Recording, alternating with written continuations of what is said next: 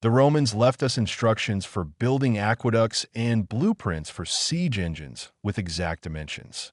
They recorded recipes for fish sauces, rules for military camps, and methods for finishing marble. But about the object you're seeing right now on screen, they didn't leave a single word, not a single line in texts, not a single image in mosaics or frescoes.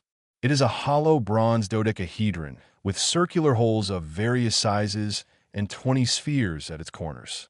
More than 130 of these objects have been found, and for almost 3 centuries, they have been dug out of European soil. And now for the strangest part of this whole story with the Roman dodecahedra. Not a single one has been found in Rome itself, or anywhere in Italy for that matter. Science knows exactly what this object is, but nobody knows why it was needed. This formula will repeat 8 times today, and with each time, it will sound heavier. We will descend into an underground gallery where granite boxes weighing over 60 tons stand. We will hold a clay disc stamped 3,000 years before the first printed book. We will see a wooden face older than agriculture, the wheel, and any known script. And we will see a woman who lay in the sand for nearly 4,000 years, her eyelashes still intact. And at the very end, an ancient treasure map etched into a sheet of copper awaits you. It lists 64 hiding places and dozens of tons of gold and silver. For over 70 years, people have been trying to read it as a search guide, and during all this time, not a single cache or coin has been found. A shovel strikes something hard at waist depth, and it's clearly not a rock. A small excavation in the English county of Lincolnshire, a group of volunteers on a regular weekend. From the earth, they pull out a bronze object the size of a large apple, weighing nearly 1/4 of a kilogram. It lay here for about 17 centuries and emerged into the light virtually whole. 12 pentagonal faces, a round hole in each of them, 20 cast knobs on the corners. No inscription, no pattern, no trace of any practical use whatsoever. The first such dodecahedron was described back in 1739. Since then, more than 130 have been found, almost all in the northwestern provinces of the empire. Britain, Gaul, lands along the Rhine, the periphery of the Roman world, not its heart. Not a single specimen has been found in Italy, and that is the most stubborn detail of this whole puzzle. Dimensions range from 4 to 11 centimeters, weight from 35 grams to a full kilogram. The holes are also different, from 6 to 40 millimeters, and they do not match between specimens. Any measuring tool requires a single standard, but here there is no standard anywhere, not in the size of the faces, nor in the diameter of the holes, nor in the weight of the finished item. Archaeologists have counted more than 50 hypotheses, which is perhaps a record for a single object. A rangefinder for artillery, a calendar for planting, a device for knitting winter gloves, a candlestick, a priest's ritual object, a part of an unknown mechanism, and dozens of other theories. Not a single one is confirmed, and for every theory, a fact is found that breaks it.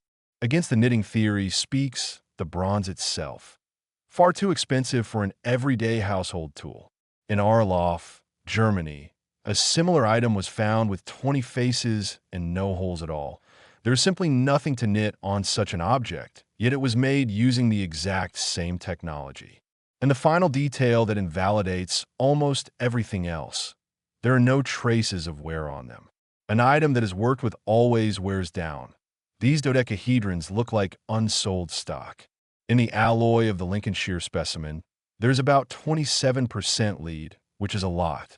That much lead is added for easy casting, not for a durable working tool. Almost 3 centuries of master craftsmanship, expensive bronze, complex lost wax casting, and not a single Roman wrote a single line about it in all that time. If an object about which all of Roman literature remained silent caught your interest, subscribing works simply. We analyze these things based on facts, without aliens and without ready-made, pretty answers. 7 more such finds lie ahead, and each one will be stranger than the last. The Roman dodecahedron fits in the palm of an adult's hand and weighs less than a bottle of water. The next find won't fit into a room, and no single human can lift it. 1850, Saqqara, Egypt. Sand and the head of a sphinx embedded in it. French archaeologist Auguste Mariette walks along an avenue of stone statues toward a sealed entrance. He descends with a candle, and the corridor disappears into the darkness for hundreds of meters. Along the sides of the gallery, niches darken, and in each stands a polished black box taller than a human. There are 24 such boxes in the gallery, all carved from solid stone. The dust on the floor lies untouched, stamped with the footprints of people who left this place forever. Now about the weight, because that's where most of the untruths are spun. The box itself weighs about 38 tons, the lid another 24 tons. Together, 62 tons, not 100 as people love to repeat, and that is more than enough. The lid alone weighs as much as 4 adult elephants stacked on top of each other. The granite for these boxes was brought from Aswan, about 800 kilometers down Nile. The earliest boxes date back to around 550 BC. Mariette found wooden rollers and 2 large winches nearby, ordinary labor tools. So the question isn't whether moving such masses was possible in principle. The question is different and much more uncomfortable for any practicing engineer. The underground galleries here are very narrow. 2 adults can barely pass each other. Yet these 60-ton monoliths had to be moved along them, turned at a right angle, lowered into a niche below floor level, and covered with a 24-ton lid. The gap between the wall of the niche and the side of the box is in some places less than half a meter. There is simply no room to position people and nowhere to turn a long lever. Engineer Christopher Dunn measured the flatness of these walls and found deviations measured in thousandths of a millimeter. His measurements were never independently repeated, but formally no one was able to disprove them either. This is an honest, open question, not proof of a miracle. Simply no one has closed it yet. Who cut these boxes, out of what, and roughly when has long been known as science? Even the rollers and winches were found. And still, no one has explained the maneuver itself inside those galleries. 24 stone vaults weighing as much as a train car, all underground. The next object weighs less than your palm and stumps specialists more than 60 tons of granite. A flat clay circle the size of a hand rises from the black earth into the light on July 3rd, 1908. Island of Crete, ruins of the Minoan palace of Phaistos.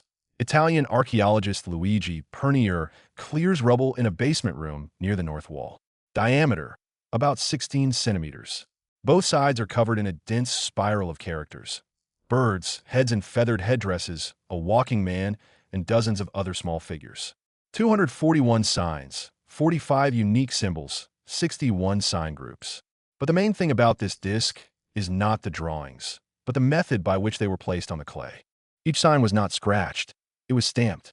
It was pressed with a punch in a soft, damp clay. That means the craftsman had a set of 45 individual stamps, one for each symbol. He composed text from them just as words are assembled from movable type in a printing press. This is the principle of movable type printing, applied roughly 3,000 years before Gutenberg. The disc was made around 1700 BC, give or take a few centuries. For over a century, this circle of clay has lain under glass at the Heraclean Museum. This text has still not been deciphered, and that is the consensus of all modern science. Even the script type itself is unknown. It is unclear whether these are letters, syllables, or words. The language is also unknown, and 241 signs are far too few to crack with statistics. The Rosetta Stone worked because the same text lay beside it in a known language. Here, there is no second text in a known language, nor is there a second disc like this anywhere. The stamps themselves, of which there were at least 45, have not been found in any excavation in Crete. Periodically, claims of decipherment appear, and one sounded particularly loud. Researcher Gareth Owens announced that he had read almost the entire text as a prayer to a goddess. The scientific community did not accept this version, and no one was able to replicate his results. There is also an opposite story that still hangs in the air. Antiquities collector Jerome Eisenberg declared the disc an early 20th century forgery. Science rejected this, but a simple test could put an end to the debate. There is an analysis that precisely determines when clay was last fired. However, it partially destroys the sample, and the museum intentionally refuses to do this. So the disc lies under glass, and the question remains fundamentally open. The principle of movable type printing was invented, applied once, and forgotten for 3,000 years. Would you take on reading a text that has no known language and no second copy? Crete and Egypt lie in a single cultural world where everything is connected by trade and war. The next find awaits us on the other side of the planet, where no one had heard of this world. A large fruit company is clearing jungle for banana plantations in the Diquís Delta, southern Costa Rica, 1939. Workers with machetes move like a wall through the greenery, and suddenly underfoot is a perfectly round stone sphere taller than waist-high. A few meters away, a second one, then a third, then a whole row lined up in a straight line.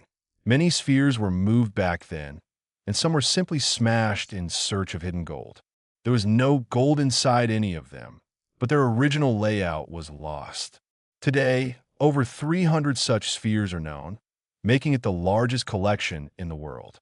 The largest reach over 2.5 meters in diameter and weigh up to 15 tons. The material is mostly gabbro, a very dense and very hard, deep igneous rock. The nearest outcrops of this stone lie miles away from where the spheres stand. The Diquís culture made them roughly between 600 and 1500 AD, mostly after the year 1000. So this is not deep prehistoric antiquity. Shaping a stone sphere seems like a simple task until one small clarification. This culture had no metal for working hard stone, no bronze chisels, no iron cutters, not even a potter's wheel. The sphere was chipped away with another stone, struck thousands of times, and polished with wet sand. 15 tons of gabbro turned into a near-perfect sphere by hands and patience. And here it's important not to lie, because people lie about these spheres especially often. They're not perfect down to the millimeter. Real deviations reach up to several centimeters. But a person shaping a 15-ton boulder with a stone has no right to make a mistake. Remove too much on one side at the end, and years of work turn into a shapeless chunk. Why all this was done, nobody knows, and that is no figure of speech. The spheres were placed in lines near the houses of chiefs. Part of the lines were aligned with the stars. But why specifically a sphere and not a pillar, a figure, or a slab? What did this shape mean to people who spent years of their lives on it? The answer was recorded in the arrangement of the spheres, and that arrangement was erased by bulldozer blades. We know exactly how they were made, and we'll never know why. Everything we have examined up to this minute was just inanimate objects. Beyond this point, another part of the video begins, and it looks back at you. The formula doesn't change by a single word. Science knows what is before it, but doesn't know why. The only thing that changes in this formula is that now the mystery gains human eyes. Peat is removed in layers, because beneath it lies the gold that brought people here. 1890, the Urals, a marsh near Ekaterinburg. A mining crew at a depth of about 4 meters. A shovel pulls out a piece of blackened wood, then another, and another. In total, 10 fragments of a single object were retrieved from the peat. When they were assembled together, a wooden face with a carved mouth stared back at the workers. This is the Shigir Idol, and it is the oldest monumental wooden sculpture on the planet. Its age is around 12,000 years, a figure that was twice revised upward. It is twice as old as Stonehenge, twice as old as the Egyptian pyramids, older than any city. It is older than agriculture, older than the wheel, older than the very idea of writing. It was carved by people who were still hunting with bows and had not planted a single grain. It was carved from a single large tree that had 159 annual rings counted, meaning the tree grew for a century and a half, and the artifact made from it has stood for 12,000 years. Originally, the post rose over 5 meters high. Now less than 3 remain. All the rest of the time it lay in peat, where there is no oxygen and almost no bacteria. The bog preserved this wood better than any museum repository in the world. But age is not the most uncomfortable thing about this pillar. Along its entire height, 8 faces are carved, and this is not ornament or pattern. Between them run zigzags, lines, and geometric signs arranged in a system. They are placed not chaotically, but in a repeating order that clearly meant something. What exactly, nobody knows, and deciphering it will likely never succeed. Archaeologists hypothesize that we are looking at the oldest encoded symbolism in human history. Perhaps it is a picture of the world, perhaps a myth, perhaps a list of clan ancestors. And here's the main uncomfortable question that science honestly asks itself. Where did Stone Age hunters get such abstract thinking and their own system of signs? It was believed that a symbol of such complexity required settled life, temples, and spare time. These people had none of those things, yet they had a 5-meter carved pillar. And one more detail that will come in handy at the very end of this conversation. The idol stood in a museum display case for over a century before its age was retested. All that time, it was in plain sight, and everyone was confident they roughly understood it. What do you think is before us? An image of a god, a portrait of an ancestor, or something else? A wooden face looks at us for 12,000 years and tells us nothing.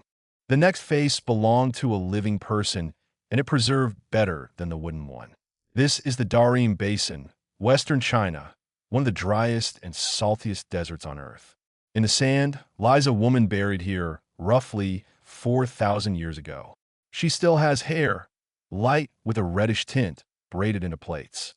Her felt clothing, leather boots, and tall pointed hat with a feather remain intact. And her eyelashes remain, each one in place, as if she simply closed her eyes.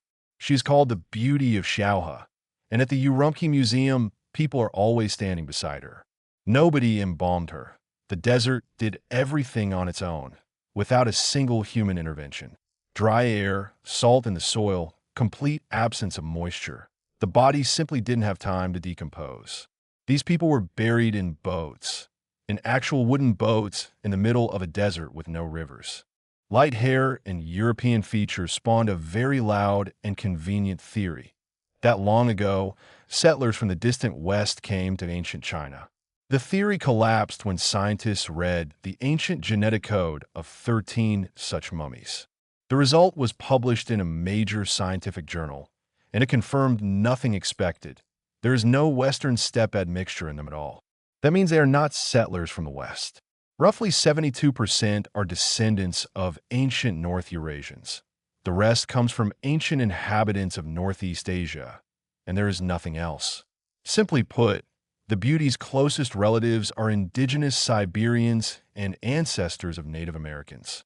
And here begins a real mystery, much more interesting than hair color. Genetically, they were completely isolated and didn't mix with anyone for centuries. At the same time, they adopted agriculture, cattle breeding, and dairy farming from their neighbors, meaning they traded, learned, and communicated but didn't intermarry with anyone. What language the Beauty of Xiaohe spoke, nobody knows and no one ever will. They had no writing, and there is a 1,000-year gap to the region's earliest known texts. A connection to the Tocharians remains a hypothesis with no proof. With such a gap in time, their rituals also remain unexplained. Boats in the desert, wooden pillars, oars of the graves. Later, foreign researchers' access to this collection was sharply restricted. Almost 4,000 years in the sand, and her eyelashes are intact to the last hair. Her genetic code has been read to the last letter, but no one will ever restore her voice. The mummy is silent about her language. The next find is silent about its purpose, but speaks of the sky. February 2002, Basel. A room in an expensive Swiss hotel. Two men have brought an object for sale, asking hundreds of thousands. Across from them sits a buyer from a private museum, who is actually an archaeologist accompanied by the police. He asks to unwrap the bundle, and a bronze circle with gold inlays is laid on the table. A few seconds later, police enter the room, and the disc is returned to Saxony-Anhalt. 3 years earlier, looters with a metal detector dug up the disc on Middleburg Hill. They ripped it from a hoard along with swords and axes, destroying the entire archaeological context. A bronze circle about 30 centimeters in diameter, weighing over 2 kilograms. On it, 32 dots, a crescent, and a large round disc are laid out in gold. 7 dots are gathered in a tight, distinctive cluster, widely recognized as the Pleiades. Along the edges are 2 gold arcs, each measuring exactly 82 degrees. And this is no decoration, because 82 degrees means a very specific thing. That is the exact arc across which the sun moves between solstices at the latitude of that hill. The hoard was buried around 1600 BC. It belongs to the Unnetis culture, the oldest known depiction of specific astronomical objects, not abstract symbols. The copper for the disc was mined in Austria. The gold and tin traveled from distant Cornwall, 1,500 kilometers by rivers and sea. In the Bronze Age, without maps, Europe was already connected by a trade network 3,500 years ago. For many years, people tried to declare the disc a fake, because it wasn't found by archaeologists. Forging research closed that debate. The metal was hammered in about 10 hot forging cycles at around 700 degrees Celsius, a structure a counterfeiter could not replicate. The authenticity of the disc is proven, but its creators and exact purpose remain unknown. Archaeologist Harold Meller suggested it served as a rule for inserting an intercalary leap month. According to his theory, the position of the moon next to the Pleiades indicated when to add an extra month. A similar rule is recorded on Babylonian tablets, but those are centuries younger than the disc. The hypothesis is elegant, logical, and completely unprovable given the current material. Furthermore, the disc was modified 4 times, adding and removing gold at different stages, before finally being buried in the earth along with weapons at the hilltop. Which version do you lean toward? Is this a master's calendar or a pre-symbol of power? We know the metal composition down to the percentage and the forging temperature to within 100 degrees, yet we do not know why a Bronze Age human brought his sky up onto a hill. And now we have reached what I promised you at the very beginning. An ancient treasure map that is no legend, no myth, and no fairy tale. March 14th, 1952. Cave 3 of Qumran, near the Dead Sea. Archaeologists find 2 rolled-up scrolls of oxidized copper. This is the only Dead Sea scroll found by scientists rather than antiquity dealers. Unrolling the copper proved impossible because the metal was completely mineralized throughout. The scroll was sent to Manchester, where it was carefully cut into 23 strips using an ultra-thin circular saw after gluing the roll to a frame, turn by turn. When the strips were read, it turned out to be the most boring text of the Dead Sea Scrolls. No prophecies, no prayers, no poetry. Only a bureaucratic inventory of property in dry, administrative Mishnaic Hebrew. 64 sequential entries. Each entry describes a hiding place, its landmark, depth in cubits, and the weight of its contents. In total, more than 4,600 talents of precious metal are listed. A talent is a unit of weight that varies greatly between systems, so weight estimates differ. But we're talking about roughly 26 tons of gold and around 65 tons of silver, and by upper estimates, much more. Even by the most conservative calculations, that is billions of dollars in modern money. It sounds like a ready-made instruction manual for an expedition, and that is exactly how it was read. For over 70 years, not one of the 64 hiding places has been found. Not a single stash, not a single coin, not a single ingot. John Allegro's expedition combed all the landmarks and returned with absolutely nothing. The reason lies in how the text was written. It was addressed to people who knew the terrain. Landmarks in it sound like under the steps or in the 3rd row of stones. Which steps and which corner, the author doesn't specify, because 2,000 years ago it was obvious. 2,000 years later, nothing obvious remains, and the landscape has been plowed over by wars and construction. Whose wealth this actually was, nobody knows, and there are 3 serious theories. The treasury of the Second Temple hidden before its destruction in 70 AD.